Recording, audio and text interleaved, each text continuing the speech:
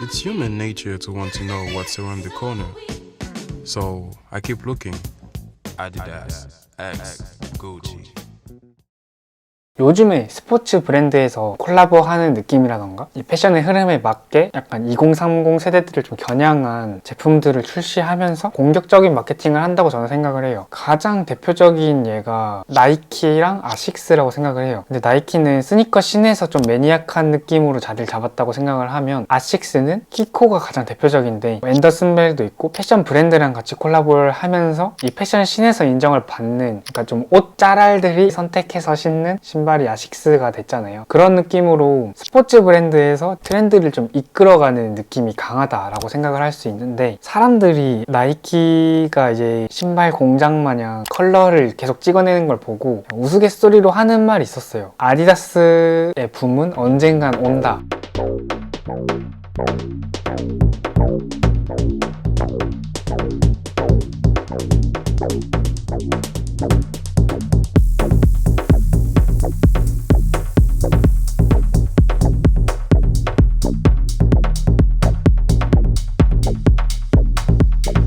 그래서 오늘 아디다스에 대한 얘기를 좀 해보고 싶은데, 저는 뭐 나이키든 아디다스든 둘 다 굉장히 좋아했어요. 솔직히 뭐 나이키랑 아디다스는 축구 쪽에서 좀 강하다고 생각을 해요. 나이키는 농구도 있고. 근데 저는 예전부터 사고 싶은 신발은 나이키였고 사고 싶은 옷은 아디다스였어요. 옛날에는 되게 아디다스 저지도 중고등학교 때 많이 입고 다니고 막 그랬잖아요. 패션을 좋아하고 신발을 좋아하는 사람이라면 이 스니커 씬을 굉장히 유심 있게 보고 내 취향에 맞는 신발이 나오면 바로 막 웃돈 주고 사든지 어떻게 해서든 막 구하는 느낌이라고 저는 생각을 해요. 그래서 나이키가 계속 이제 스캇이랑 리버스 모카 제품도 출시를 했잖아요. 근데 그때쯤부터 스물스물 올라왔던 얘기가 그 아디다스의 붐은 온다라는 거였어요. 저도 범고래를 웃돈 주고 구매를 했었고, 워낙에 여기저기 재고가 막 풀리다 보니까 길거리에서 많이 보이는 신발 중 하나가 범고래가 됐잖아요. 물론 기회보유용 따지면은 굉장히 잘 신고 다녔는데, 그래도 뭔가 겹치기가 싫어서 슈레이스를 좀 변경을 해서 신고 다녔어요. 저는 아디다스 붐은 벌써 왔다고 생각을 해요. 그게 세 가지 콜라보를 통해서 시면에서 이렇게 끄집어 올려졌다고 생각을 하는데, 첫 번째는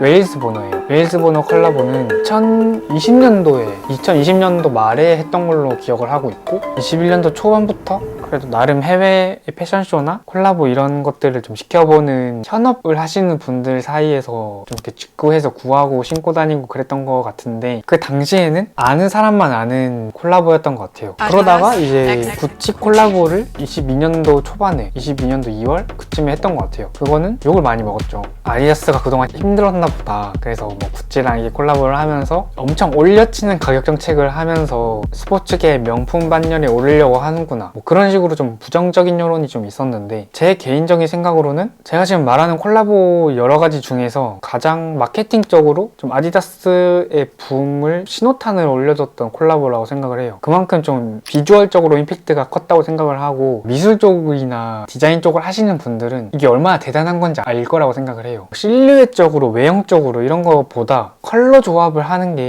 이 밸런스를 맞추는 게 굉장히 어렵다고 생각을 해요. 그래서 컬러리스트라는 전문 직업도 있는 거고, 좀 내추럴한 톤온톤 이런 거는 오히려 쉬운데, 강렬한 컬러, 비비드 컬러를 이렇게 잘 섞어가면서 매치하는 게 진짜 신의 경지에 도달했다라는 느낌으로 현대 마케팅을 좀 잘했다라는 생각을 해요. 그래서 저는 구찌 콜라보의 제품들의 가격도 어느 정도는 이해를 하는 편이고, 오히려 구찌의 제품을 괜찮은 가격에 구할 수 있다라는 생각이 저는 더 강했어요. 딱 그 부분을 유니클로에서 굉장히 잘하고 있고, 그런 명품 브랜드의 옷들을 저렴한 가격대에 구할 수 있다고 생각을 하잖아요. 물론 유니클로의 제품을 비싸게 산다는 느낌도 있지만 그건 어떻게 보냐에 따라 다른 것 같아요. 그리고 이제 발렌시아가 콜라보, 그거는 그냥 가슴이 웅장해지는, 저는 예전부터 아디다스 저지에 대한 환상이 좀 있었어요. 물론 우리나라에서 학창시절을 보냈던 대부분의 사람들은 그 아디다스 저지가 가진 이미지를 뇌리에 깊게 박혀 있을 거라고 생각을 해요. 근데 뭐 해외에서도 그런지는 모르겠지만 발렌시아가, 덴나가 그 아디다스의 삼선을 굉장히 이 패션적으로 다양하게 풀어내고 싶은 욕망이 있었다고 하더라고요. 근데 그거를 이번 올해 중순에 했던 그 발렌시아가 패션쇼에서 거의 활용 정점을 찍었던 싶었던, 디자인적으로는 원래 있던 디자인을 좀 가져왔는데 실루엣적으로 좀 변형을 주고 약간 미세하게 좀 이렇게 디테일 조정을 했던 게 발렌시아가의 맛을 깊게 물들여놨구나 라는 생각을 했어요. 게다가 이 런웨이를 했던 장소도 뉴욕 증권거래소에서 했고, 이 티켓을 뿌렸던 곳도 현금처럼 보이는 그 지폐 디자인으로 뿌렸다고 하더라고요. 그래서 뭐 시작부터 굉장히 조명을 받았는데 런웨이 하는 모델들의 비주얼을 보면은 약간 좀 오묘한 라텍스가 이렇게 뒤집어 써져 있는 모델들이 굉장히 오버사이즈의 의류들을 입고 런웨이를 했는데, 그게 선정적인 거를 상징한다 라는 말도 있는데 그냥 멀리서 보면은 은행 강도 같은 느낌도 있잖아요. 되게 이중적인 느낌도 있었고, 전부터 쇼 하는 거 보면은 사회적인 문제를 쇼에 담아내는 느낌으로 많이 해서 이것도 저는 굉장히 천재적이라고 생각을 했어요. 그래서 이 발렌시아가 콜라보에서 제가 느꼈던 거는 그냥 이게 한 번쯤 상상만 하지, 그러니까 누구나 상상만 하지 현실적으로는 풀어낼 수 없는 약간 판타지적인 느낌이라고 생각을 하는데, 그거를 이렇게 풀어냈다라는 게 되게 판타지적인 콜라보였다. 그래서 이렇게 차츰차츰 쌓여가면서 이제 빵 떴던 게 전 아디다스 삼바 모델이라고 생각을 하는데, 그 중에서도 웨일스보너 콜라보 제품이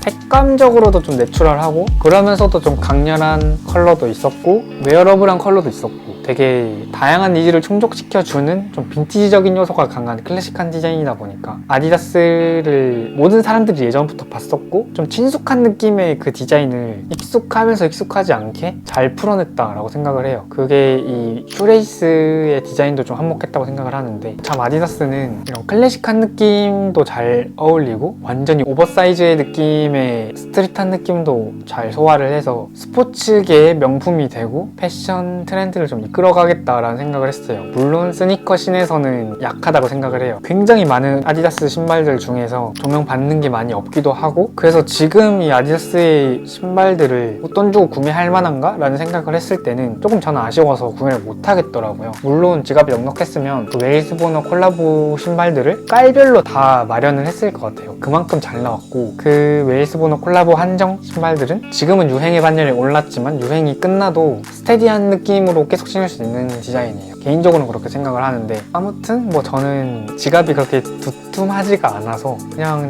나름의 트렌드를 조금 맛은 보고 싶어서 아디다스 삼바 비건 모델을 구매를 했고, 그거는 이 아디다스의 붐이 왔다고 해서 선뜻 구매하기는 좀 위험한 제품이다 라고 생각을 하는 게, 언뜻 보면 독일군의 느낌도 있는데 흰 검 좀 이렇게 대비되는 기본 컬러에다가 로고가 이렇게 명확하게 보이는 거다 보니까 범고래 같은 느낌이라고 생각을 해요. 지금은 진짜 트렌디하게 보일지 몰라도 조금만 지나면은 다 신고 다니는 신발이 될 거라고 생각을 해서, 그럼에도 저는 뭐 가격적으로 좀 부담이 없는 느낌으로 접근을 해서 크게 고민 안 하고 그냥 구매를 하고 요즘에는 잘 신고 다니는 것 같아요.